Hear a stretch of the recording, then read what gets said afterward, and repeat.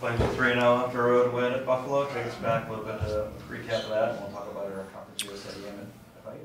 Obviously, very thankful for the win. I think anytime you get a win, it's hard, but especially on the road. So pleased with being able to come out of a tough environment there against another conference, a quality opponent from the MAC conference to get a win. A lot of good things we did.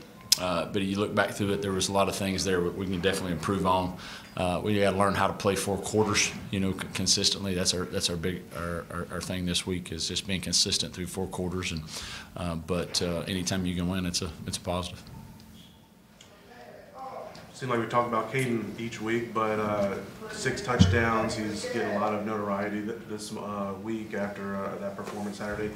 How do you think he's handling that success? I know that was one of the things you talked about early in the season, is to make sure he can handle the success and continue to stay at the basics, and what's got him to this point. Well, the first 2 weeks, pretty well. This is the first week where he had obviously astronomical numbers, got national attention. So, the key for him now will be that there's a lot of things he knows he can do better as well, and making sure that you don't read your press clippings, and I don't think he will. I'm not saying he's that guy, but now that you get more attention like that. That's when you really got to dig in deeper, and continue to do that. But he's the first, 3 weeks. Every week, he's gotten better and better with what we're asking him to do, and playing with a lot of confidence. And then the team around him is playing with a lot of confidence. And anytime that your quarterback's playing with confidence, that's a good thing. What's allowed you guys to connect with him so quickly? Not just you, but your staff and. Well, I think we've Coach Korn, Coach Dixon spent a lot of time, pouring in just to helping him become the complete quarterback and what that looks like, and building trust with him and letting him know that it's okay to make mistakes. You don't go out there and be fearful of making mistakes. And I think you, as a player, if you know your coach has confidence in you, regardless of how you're playing, they believe in you, and that sort of frees you up to let your ability go play. And so they've done a really good job of just pouring in, investing in him. And I say off the field, just the things the intangible pieces that it makes to be a quarterback. And then I think by doing that, he's gained confidence in himself, and then his team has gained confidence in him, and that's helped him continue to play better. The team's probably feeling pretty good right now, 3-0, coming off an almost 4 touchdown, win on the road Saturday. Do you worry at all about complacency at this point in time, or anything you're speaking to them to forget about what's in the past, and you have to be 1-0 this week? Well, we talk a lot about that all the time. Our big thing is, good or bad, you flush it and move on. And so our focus is we've not played our best game, and what we're trying to accomplish is we're trying to be our best for 4 quarters, and then let the scoreboard take care of itself. And we've obviously won some games, which are great, but we've not played our best consistently. And so our big push is, let's learn how to play our best. Let's learn how to practice to be our best, and see how good we can get, and that's been our talk. We know we got a great opponent this week, and if we don't play our best, then they beat us. They're playing well. They're playing with a lot of confidence, and so, and especially in a conference game on the road. And so for us, we have no reason to be complacent, because we've not played our best game. And until we play our best game, I'm not going to worry about that. You talked about penalties being a reason for not playing your best lately. What do you think the reason is behind all those penalties? Is it a lack of discipline, or? Yeah, that's part of it. If you look offensively, we had 4. We had 12 men on the field. We had a illegal snap. I can't remember what the other 2 were right now off the top of my head, but those were foolish penalties and things that we can control. Defensively, the majority of those were some pass interference calls, and those are judgment calls sometimes. So you have to judge some of those a little bit here or there, but way too many. As far as we've got to learn how to play the game the right way and adjust to the way they're calling. But the ones that you get upset on, you don't get upset on the ones where you're being aggressive. You get upset on the ones you can control. And from an offensive standpoint, we had too many of those, and that's what we gotta fix and correct. And we talk about that all the time. And this was the worst. This is the worst game that we've had because of that. And so we'll continue to emphasize it. Jordan White, I think this is his first time playing significant snaps at center. How do you think he's handling that adjustment to that position? I think he's done well. You know, that was that guy handles the ball. Him and the quarterback handle it every snap. You know, and that's hard. It's hard to snap and set and move and do all those things. And he's done a nice job the first 3 weeks. You know, and he's played obviously some college football before, but never at that position, and that's a big deal. And but he's earned the trust of his teammates and done a nice job. And obviously, Caden has a comfort level with him, which is a big deal as well. How do you feel about this receiver group? You know, there are so many question marks with the injuries going into this season. It seems like they stepped up this week with some of the running backs. Yeah, they did a nice job. You know, I think they're what you're seeing is they've gotten healthier. They're getting more practice opportunities, and so our execution, the confidence level in each other has gotten better and better. You know, and we're still making some mistakes as far as route running and certain things, but the last couple of weeks they've definitely stepped up, and if we can continue to do it at that pace, and I'm not saying we're throwing for 350 every game or whatever it was, but if we can continue to do it at that pace and play at a high level, then that gives us great balance and makes us, hard to defend. With the injury to Vaughn, what's your approach with the running back room and kind of how they can make up for that he's getting hurt? It's a challenge because Vaughn was unique among our group right now because he's somebody that could do some inside-outside stuff for us.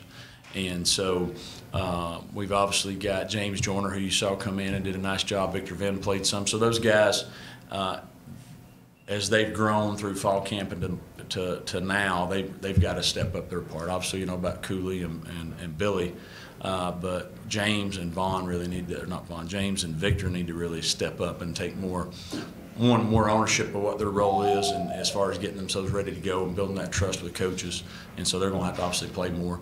It's going to be by committee, but Vaughn's a big loss because he was the one that could do both. And it's unfortunate for him, but he'll be out quite a while. Coach, do you see Aaron Bedgood serving a role similar? Do you still see him as a slot guy, knowing that pitch that he went down the right sideline and scored on was similar to what a play that you might see Vaughn out there with? Yeah, that's something that we've used him obviously in that position, and we'll continue to do that. Obviously, he's a receiver, and and you're trying to mix and match where he's at. But there's certain, whether it's certain formations or certain play calls, where we got to use him in some of those motion things because he does have ability.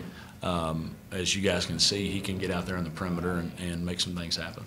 Going back to Vaughn, do you have a prognosis for how long he's going to be out? Think he could come back before the season's over? It'll be very late in the season. Very late. How about what sticks out to you about FIU when you first popped the tape in?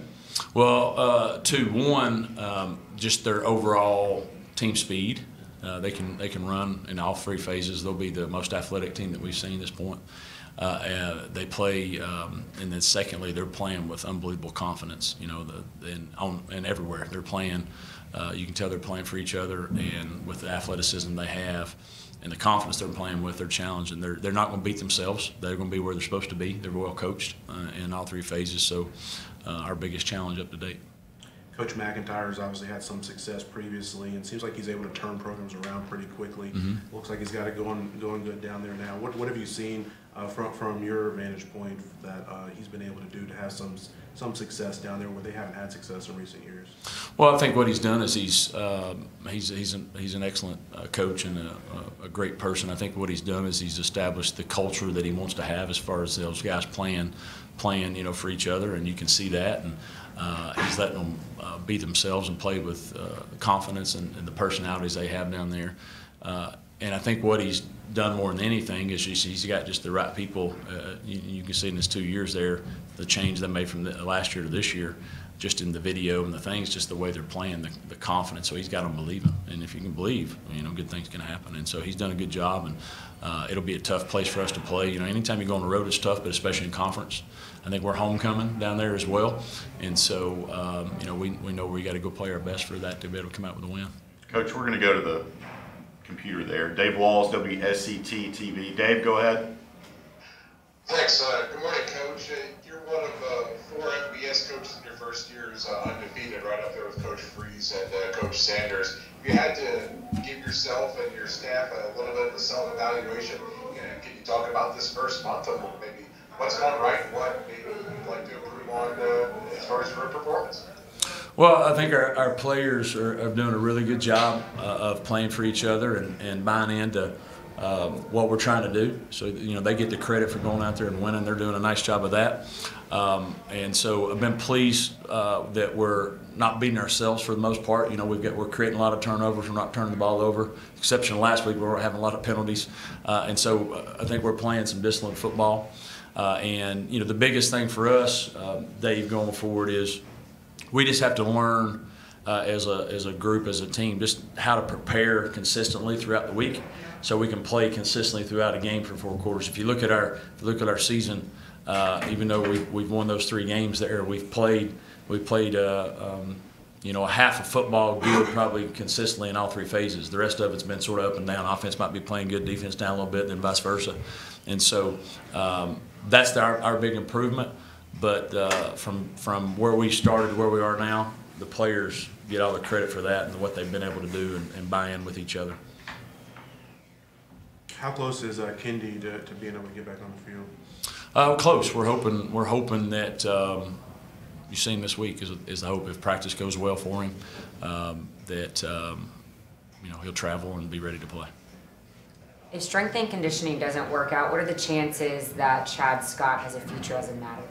As a Matador, I think I mean, if you saw him with his shirt off, he's got some work to do. So I think he's going to have to probably get on. Is Jenny Craig still out there? Probably Jenny Craig. So, no, he looked good. He looked good. Your critique of the special team, specifically Nick Brown and how he kicked Saturday. Yeah, Nick was huge. Obviously, he, you know, from a competition standpoint, did a nice job throughout the week and got the job. He knocked the 2 field goals in, which were big. I mean, because you get out there and you stop and you're not able to score, but you get those points, which were huge. He made obviously all the extra points, and so and more importantly, you know, got the ball in the air a little bit, which was nice. So that was great. He believed in himself, and that was good confidence for coaches as well. Just him going out there and knocking it through and gave confidence to our offense and our defense. Looking at their quarterback, Jenkins, FIU, what type of challenges does he present? Well, I don't know if he's lost a game, you know, from middle school, high school, and all that. He comes from a winning program down there, and obviously Miami. And then as he's taken over the job here, I think they're undefeated. So he's taken over the job, and so he's got confidence in what they do. He's going to attack. He's going to attack our secondary. He can make things happen with his feet as well. But he's just playing with just the utmost confidence in himself and belief in himself. And so when that happens, then you have to be. From a defensive standpoint, you got to be ready for anything because whether if something's covered or not, he believes he can get the ball in there, which hopefully gives us some opportunities. But you also got to be prepared for that. So he's really given them